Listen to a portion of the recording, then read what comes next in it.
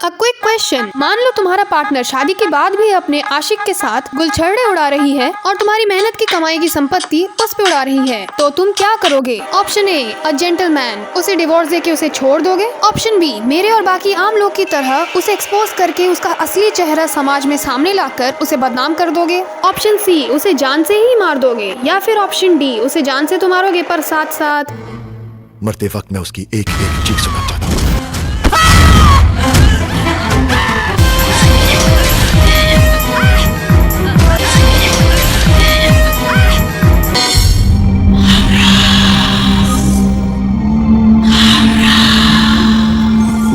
Film की शुरुआत होती है कुछ न्यूज़पेपर की क्लिपिंग से जो करण राज के बारे में इकट्ठा कर रहा होता है और हमको पता चलता है कि राज सिंघानिया को चाहिए अच्छे चरित्र और दिल से साफ एक लड़की और जो पहली नजर में कुछ ऊटपटांग हरकतें करे और पता नहीं कैसे उसको प्रिया में साफ चरित्र और दुनिया भर की अच्छाइयाँ दिख जाती हैं। तुम्हारी जैसी सिंसियर लड़की मैंने कभी नहीं देखी। लॉल, सिंसियरिटी, ग्रुप की लीड होकर भी कोई रिहर्सल तो की नहीं, ग्रुप मेंबर्स को छोड़कर, और खुद तो रिहर्स करेगी नहीं, बाकियों को भी नहीं करने देगी। ओह, it was just so excellent. पता है रात मुझे डिनर के लिए कहाँ लेके गया? हाँ, रिहर्सल तो इसी ने की थी, हमने तो कुछ किया ही नहीं। Actually, Priya, you have a point. Okay, so now Karan, who is a mastermind genius, but for some reason he has a dance group because he is very bad at dancing. एक हाथ आगे, एक टांग ऊपर, 1 2 1 2 1 2 1 2 1 2। सिर्फ टांगे उठा के उछल कूद करने से डांस नहीं हो जाता, पर ये बात राज को कौन समझाए? और वो नयापन हमारे ट्रूप में है सर। राज को उनका परेड देख कर आ जाता है मजा और वो कर देता है उनके ग्रुप को परमानेंट। ना राज प्रिया की इतनी सारी अच्छाई देखकर उसको शादी के लिए प्रपोज करता है, जो कि करण का ही प्लान था। अब राज ले जाता है प्रिया को अपनी फैमिली से मिलवाने। क्या सोच रही हो? सोच रही हो तुम जितने बेवकूफ हो, क्या तुम्हारी खानदान भी उतनी ही बेवकूफ है या नहीं? इस फाइल में सिंघानिया ग्रुप ऑफ कंपनीज के 50 करोड़ के शेयर्स हैं, जिसकी मालकिन आज से तुम हो। अरे दादी माँ तो राज से भी ज्यादा बेवकूफ निकली। अब करण चाहता है कि प्रिया राज को इम्पोर्टेंट साबित करके उसे डिवोर्स ले ले।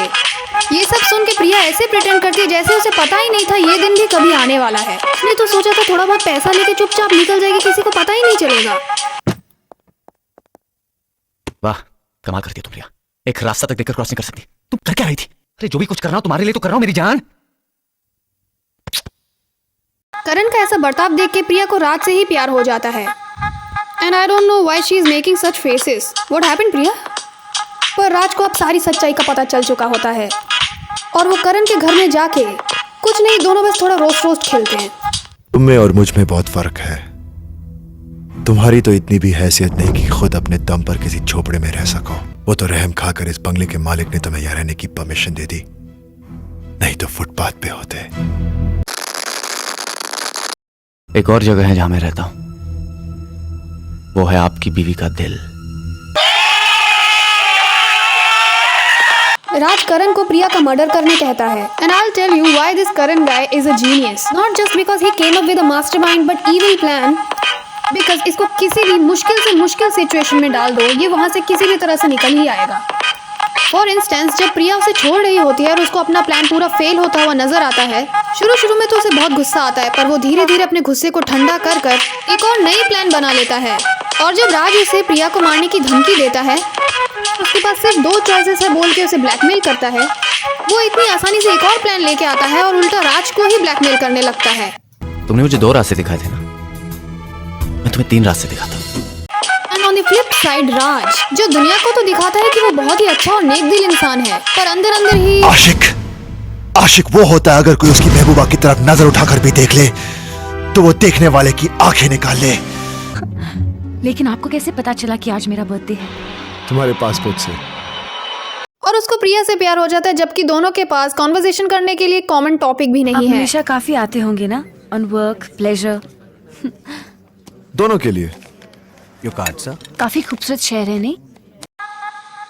Now Priya is that kind of girl जो लाइफ में बहुत ही कंफ्यूज्ड है। उसको पता ही नहीं है वो कर क्या रही है और उसके एक्शंस के क्या कॉन्सिक्वेंसेस हो सकते हैं। मतलब जब उसे सारी सच्चाई का पता लगता है, वो करण को एक लंबा चौड़ा भाषण सुनाती है। मुझे तो अफसोस इस बात का है कि तुम जैसे जलील इंसान के साथ कभी मेरा कोई रिश्ता भी था। इतनी मेहनत से इतना कुछ किया और तू बिना एक्सप्रेशन के मुझे एक डायलॉग सुना गई, ये ले मर। वो इतनी बदकिस्मत है कि उसका पति और लवर दोनों ही एक पॉइंट ऑफ टाइम में उसे मारना चाहते थे। यही होता है जब तुम अपने पति और लवर दोनों को ही चीट कर रहे हो। Okay, so that's it for today, guys.